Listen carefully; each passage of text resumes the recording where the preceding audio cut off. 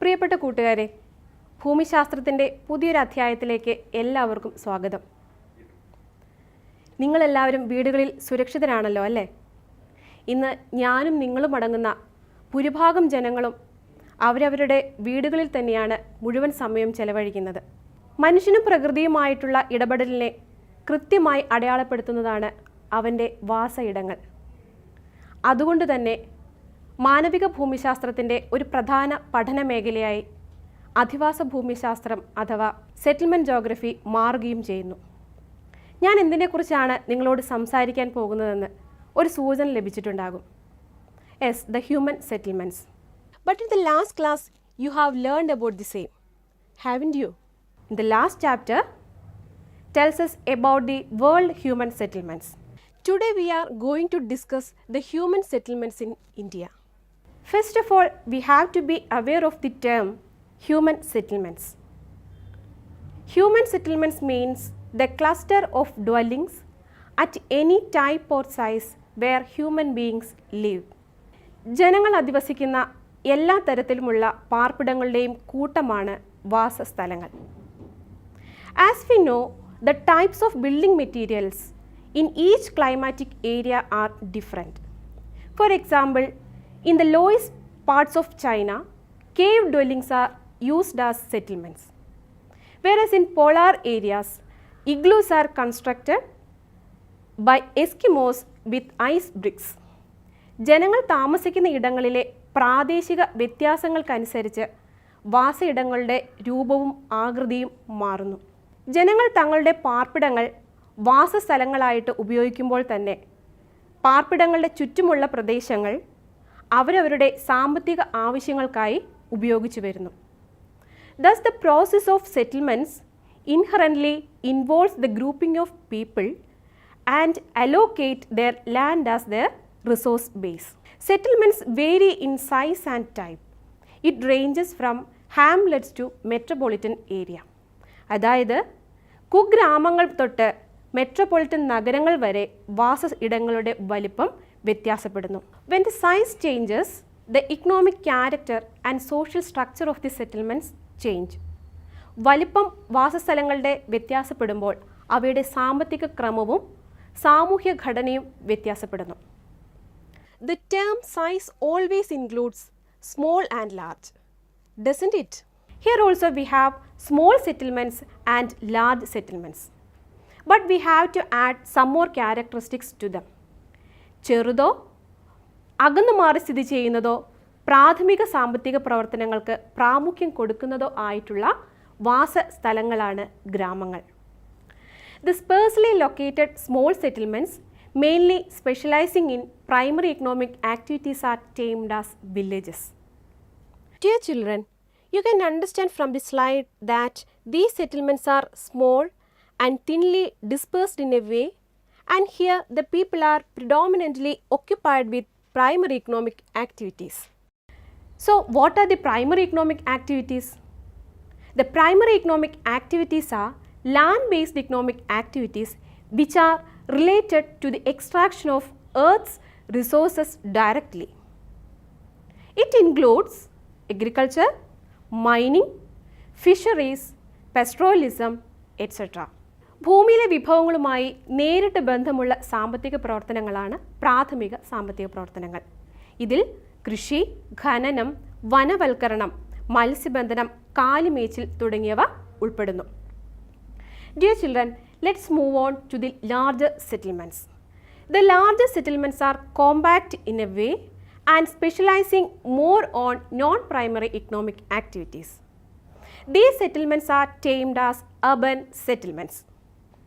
Comparatively, they are fewer in number. അതായത് വിസ്തൃതവും കേന്ദ്രീകരിക്കപ്പെട്ട് നിലകൊള്ളുന്നതും പ്രാഥമികതര സാമ്പത്തിക പ്രവർത്തനങ്ങൾക്ക് പ്രാമുഖ്യം കൊടുക്കുന്നതുമായിട്ടുള്ള വാസസ്ഥലങ്ങളാണ് നാഗരിക വാസസ്ഥലങ്ങൾ.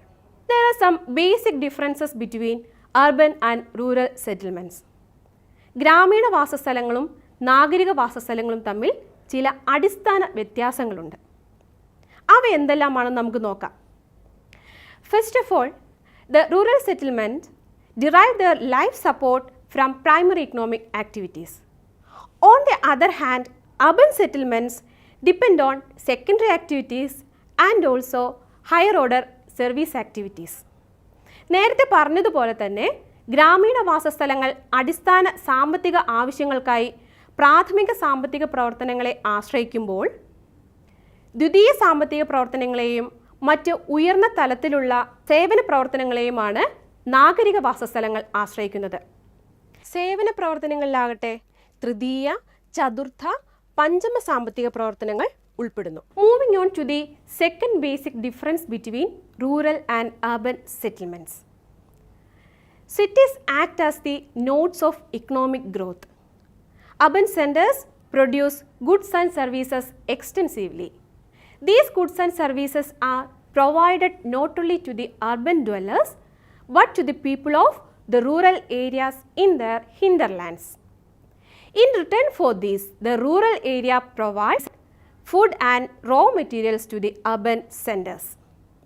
ഗ്രാമീണ വാസസ്ഥലങ്ങളിൽ നിന്നും നഗരങ്ങളിലേക്ക് ആവശ്യമായിട്ടുള്ള ഭക്ഷ്യധാന്യങ്ങളും മറ്റ് അസംസ്കൃത പദാർത്ഥങ്ങളും നൽകി വരുന്നതിൻ്റെ പ്രതിഫലമെന്നോണം നഗരങ്ങൾ ഉൽപ്പാദിപ്പിക്കുന്ന സാധനങ്ങളും സേവനങ്ങളും നഗരവാസികൾക്ക് ലഭ്യമാക്കുന്നതിന് പുറമെ അതേ നഗരത്തിൻ്റെ സ്വാധീന മേഖലയിൽ ഉൾപ്പെടുന്ന ഗ്രാമീണ വാസസ്ഥലങ്ങൾക്ക് കൂടി ലഭ്യമാക്കുന്നു. മൂന്നാമത്തെ അടിസ്ഥാന വ്യത്യാസം എന്താണെന്ന് നമുക്ക് നോക്കാം. ഗ്രാമീണ ജനതയുടെ ജീവിതം തിരക്ക് കുറഞ്ഞതും അവർ തമ്മിലുള്ള സാമൂഹിക ബന്ധം വളരെ ആഴമേറിയതും ദൃഢവുമായിരിക്കും. എന്നാൽ നാഗരിക ജീവിതം തിരക്കേറിയതും സങ്കീർണവും സാമൂഹിക ബന്ധം പൊതുവെ ഔപചാരികവുമായിരിക്കും. നമുക്കറിയാം, ഇന്ത്യ കാർഷിക സമ്പദ് വ്യവസ്ഥയെ അടിസ്ഥാനമാക്കി നിലകൊള്ളുന്ന രാജ്യമാണെന്ന്. അതുകൊണ്ട് തന്നെ ഇന്ത്യയിലെ ഭൂരിഭാഗം ജനങ്ങളും ഗ്രാമങ്ങളിലാണ് താമസിക്കുന്നത്. മുൻപ് നിങ്ങൾ പഠിച്ചിരുന്നു ഇന്ത്യയിലെ ഗ്രാമീണ ജനസംഖ്യ എത്ര ശതമാനമാണെന്ന്. ഓർക്കുന്നില്ലേ? അതെ, 68.8% ഇന്ത്യയുടെ ഗ്രാമീണ ജനസംഖ്യ. ഇന്ത്യയിലെ ഭൂരിഭാഗം ജനങ്ങളും ഗ്രാമങ്ങളിലാണ് താമസിക്കുന്നത് എന്നതുകൊണ്ട് തന്നെ ഗ്രാമീണ വാസസ്ഥലങ്ങളെക്കുറിച്ച് പഠിക്കേണ്ടതും അത്യാവശ്യമാണ്. So now we are going to discuss the rural settlements in India. In India there are various types of rural settlements. The types of the settlements are determined by the extent of built-up area and inter-house distance.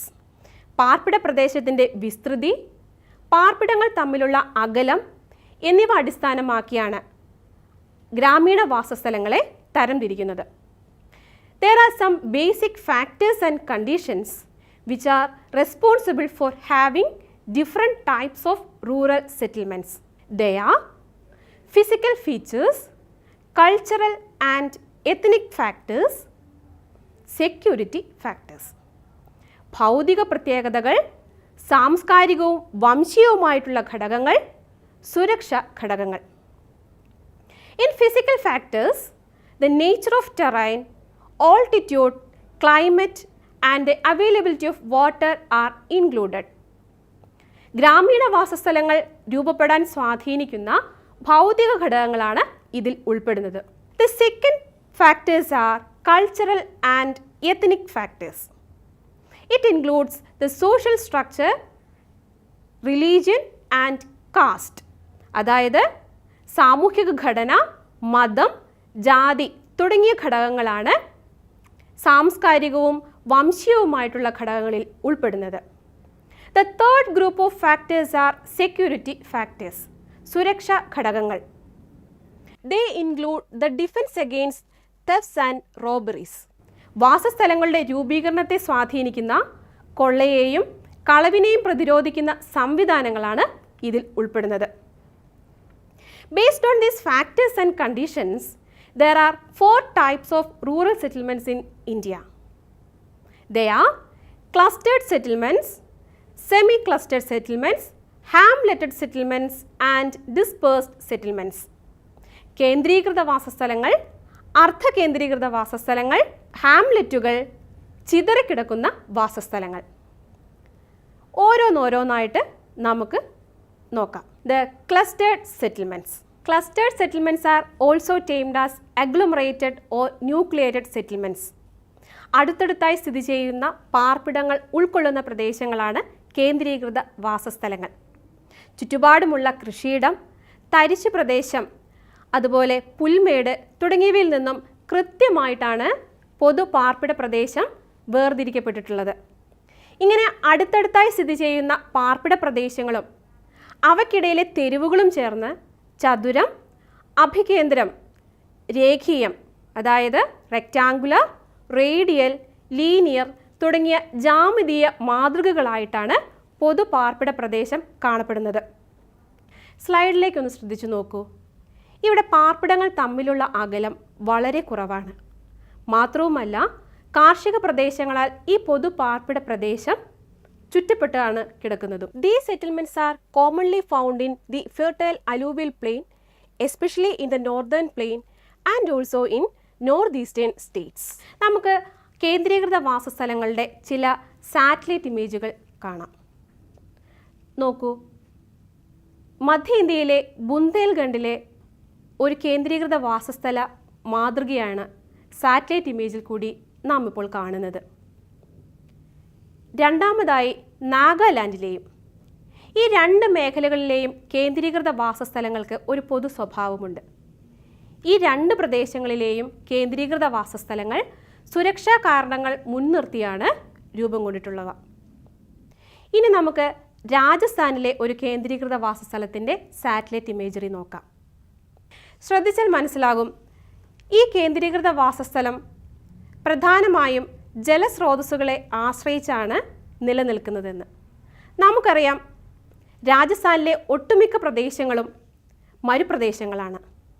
സ്വാഭാവികമായും ലഭ്യമായ ജലത്തിൻ്റെ സമ്പൂർണമായ ഉപയോഗം നിലനിർത്തി കേന്ദ്രീകൃത വാസസ്ഥലങ്ങളായിട്ടാണ് രാജസ്ഥാനിലെ വാസയിടങ്ങൾ പൊതുവെ കാണപ്പെടാറ്.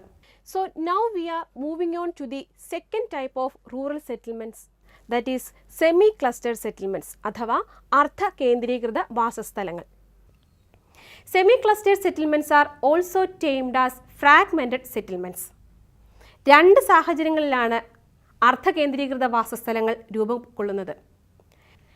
ചിതറിക്കിടക്കുന്ന വാസസ്ഥലങ്ങളിലെ ചില ഭാഗങ്ങളിൽ പാർപ്പിടങ്ങൾ കേന്ദ്രീകരിക്കപ്പെടുന്നത് അർദ്ധ കേന്ദ്രീകൃത വാസസ്ഥലങ്ങൾ രൂപപ്പെടുന്നതിന് കാരണമാകാം. അതുപോലെ വിശാലമായ ഒരു കേന്ദ്രീകൃത ഗ്രാമത്തിൻ്റെ ഒരു വിഭാഗത്തെ ഒറ്റപ്പെടുത്തുന്നതുകൊണ്ടോ ഭാഗങ്ങളാക്കി വേർപെടുത്തുന്നതുകൊണ്ടോ ഇത്തരം വാസസ്ഥലങ്ങൾ രൂപപ്പെടാം. തന്നിരിക്കുന്ന സ്ലൈഡ് ഒന്ന് ശ്രദ്ധിക്കൂ. ഇവിടെ കേന്ദ്രീകൃത വാസസ്ഥലത്തു നിന്നും അല്പം അകലെ മാറിയാണ് അർദ്ധ കേന്ദ്രീകൃത വാസസ്ഥലങ്ങൾ സ്ഥിതി ചെയ്യുന്നത്.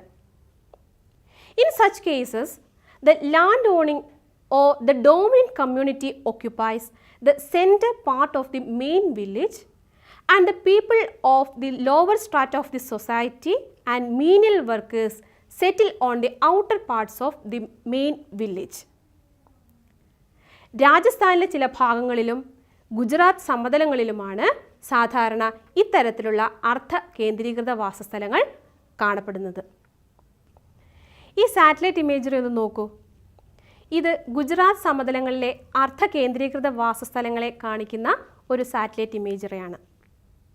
ഇവിടെ റെഡ് സർക്കിളിൽ കാണപ്പെടുന്നതാണ് അർദ്ധ കേന്ദ്രീകൃത വാസസ്ഥലങ്ങൾ. ബ്ലൂ സർക്കിളിൽ കാണുന്നത് കേന്ദ്രീകൃത വാസസ്ഥലങ്ങളുമാണ്. The third type of rural settlement is hamleted settlements. ഹാംലെറ്റുകൾ.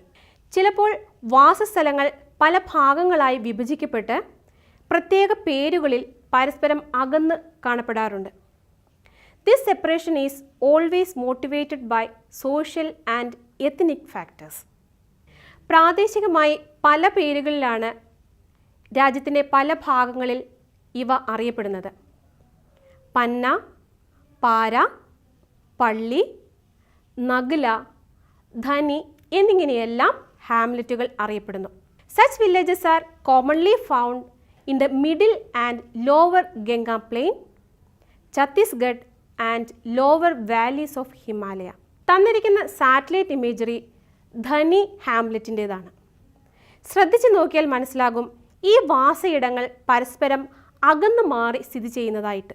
The fourth type of rural settlement is dispersed settlements, ചിതറിക്കിടക്കുന്ന വാസസ്ഥലങ്ങൾ. It is also termed as isolated settlements.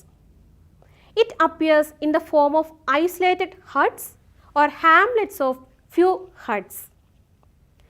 നിങ്ങളിപ്പോൾ കാണുന്ന സ്ലൈഡിൽ വാസയിടങ്ങൾ പരസ്പരം ഒറ്റപ്പെട്ട് സ്ഥിതി ചെയ്യുന്നതായി മനസ്സിലാക്കാൻ വേണ്ടി കഴിയും. വിദൂര വനങ്ങളിലോ ചരിവുകളിൽ കൃഷിയിടങ്ങളുള്ള ചെറുകുന്നുകളിലോ ആണ് സാധാരണയായി ചിതറിക്കിടക്കുന്ന വാസസ്ഥലങ്ങൾ രൂപപ്പെടുന്നത്. വിഭവ അടിത്തറയുള്ളതും എന്നാൽ അങ്ങേയറ്റം വിഘടിച്ച ഭൂപ്രകൃതിയുടെ സ്വഭാവം കൊണ്ടുമാണ് പലപ്പോഴും ഡിസ്പേഴ്സ്ഡ് സെറ്റിൽമെൻറ്റ്സ് രൂപം കൊള്ളുന്നത്. കേരളത്തിലെയും ഉത്തരാഖണ്ഡിലെയും ഡിസ്പേഴ്സ്ഡ് സെറ്റിൽമെൻറ്റ്സിൻ്റെ സാറ്റലൈറ്റ് ഇമേജുകളാണ് കാണുന്നത്. ഇവയെ കൂടാതെ ഹിമാചൽ പ്രദേശ്, മേഘാലയ എന്നീ സംസ്ഥാനങ്ങളിലെ ചില പ്രദേശങ്ങളിലും ചിതറിക്കിടക്കുന്ന ഗ്രാമീണ വാസസ്ഥലങ്ങൾ കാണപ്പെടുന്നു. സോ ഈ ചാപ്റ്ററിൽ ഇതുവരെ പറഞ്ഞ കാര്യങ്ങൾ നിങ്ങൾക്ക് മനസ്സിലായി കാണുമെന്ന് കരുതുകയാണ്. ഗ്രാമീണ വാസസ്ഥലങ്ങൾ, നാഗരിക വാസസ്ഥലങ്ങൾ, അവ തമ്മിലുള്ള അടിസ്ഥാന വ്യത്യാസങ്ങൾ, ഇന്ത്യയിലെ വിവിധ ഗ്രാമീണ വാസസ്ഥലങ്ങൾ, അവയുടെ രൂപീകരണത്തെ സ്വാധീനിക്കുന്ന ഘടകങ്ങൾ എന്നിവയെല്ലാം നാം ഇന്ന് പഠിച്ചു.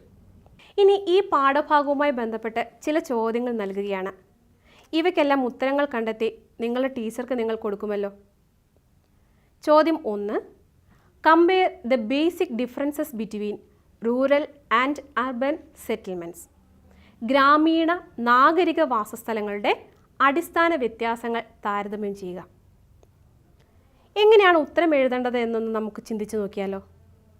3 പ്രധാനപ്പെട്ട അടിസ്ഥാന വ്യത്യാസങ്ങൾ അല്ലെങ്കിൽ 3 പ്രധാനപ്പെട്ട കാര്യങ്ങളിൽ മുൻനിർത്തിയാണ് നമുക്ക് ഈ വ്യത്യാസങ്ങളെ പട്ടികപ്പെടുത്താൻ വേണ്ടി കഴിയുന്നത്. 1. ഈ 2 പ്രദേശങ്ങളിലെയും ജനങ്ങൾ ഏർപ്പെടുന്ന സാമ്പത്തിക പ്രവർത്തനങ്ങളുടെ അടിസ്ഥാനത്തിൽ വ്യത്യാസങ്ങൾ കണ്ടെത്താൻ കഴിയും. രണ്ടാമതായിട്ട് ഈ 2 പ്രദേശങ്ങളും നൽകുന്ന ധർമ്മങ്ങൾ അല്ലെങ്കിൽ ഫങ്ഷൻസിൻ്റെ അടിസ്ഥാനത്തിൽ നമുക്ക് അടിസ്ഥാന വ്യത്യാസം പറയാൻ വേണ്ടി സാധിക്കും. മൂന്നാമതായി ഈ 2 വാസയിടങ്ങളിലെയും ജനങ്ങളുടെ സാമൂഹ്യ ബന്ധം ഏത് രീതിയിലാണ് നിലനിൽക്കുന്നത് എന്നതിൻ്റെ അടിസ്ഥാനത്തിലും നമുക്ക് അടിസ്ഥാന വ്യത്യാസം എഴുതാൻ വേണ്ടി കഴിയും. ഇനി രണ്ടാമത്തെ ചോദ്യം. Classify the rural settlements in India and analyse the conditions for the formation. ഇന്ത്യയിലെ ഗ്രാമീണ വാസസ്ഥലങ്ങളെ വർഗീകരിച്ച് അവ രൂപം കൊള്ളാനുള്ള സാഹചര്യങ്ങൾ വിശകലനം ചെയ്യുക. നമുക്കറിയാം ഗ്രാമീണ വാസസ്ഥലങ്ങൾ ഇന്ത്യയിൽ 4 തരത്തിലാണ് ഉള്ളത്. ഒന്നാമത് clustered settlements, 2 semi clustered settlements, 3 Hamlets, 4 dispersed settlements. ഇനി ഇവ രൂപം കൊള്ളാൻ വേണ്ടിയുള്ള അടിസ്ഥാന കാരണങ്ങൾ നമ്മൾ നേരത്തെ വിശകലനം ചെയ്തിരുന്നു. ഏതൊക്കെയാണവ? അതെ, ഭൗതിക പ്രത്യേകതകൾ, സാംസ്കാരികവും വംശീയവുമായിട്ടുള്ള ഘടകങ്ങൾ, സുരക്ഷാ ഘടകങ്ങൾ. ഈ 3 ഘടകങ്ങളും ഏത് രീതിയിലാണ് ഇന്ത്യയിലെ ഗ്രാമീണ വാസസ്ഥലങ്ങളെ രൂപപ്പെടുത്തിയെടുക്കാൻ സാധിച്ചത് എന്നത് ഉദാഹരണ സഹിതം നിങ്ങൾക്ക് എഴുതാൻ കഴിയുമെന്ന് കരുതുകയാണ്. ഈ ചാപ്റ്ററിൻ്റെ തുടർന്നുള്ള ഭാഗങ്ങൾ നമുക്ക് അടുത്ത ജോഗ്രഫി ക്ലാസ്സിൽ പരിചയപ്പെടാം. Thank you.